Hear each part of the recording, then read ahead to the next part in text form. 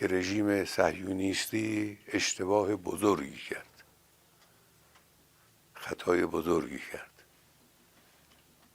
غلطی کرد و عواقب او رو بیچاره خواهد کرد به توفیق الهی.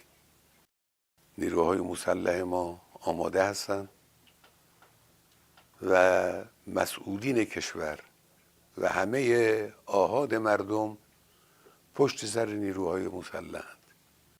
زندگی برای اونها تلخ خواهد شد بدون تردید.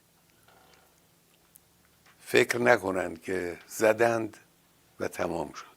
نه، کار رو اونها شروع کردند و جنگ به راه انداختند.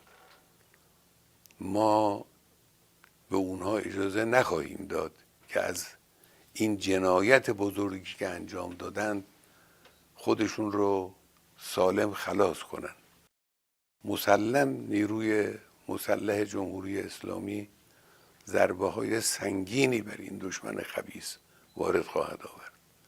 ملت هم پشتیبان ماست، پشتیبان نیروهای مسلح و جمهوری اسلامی به اذن الهی بر رژیم صهیونیستی فائق خواهد شد.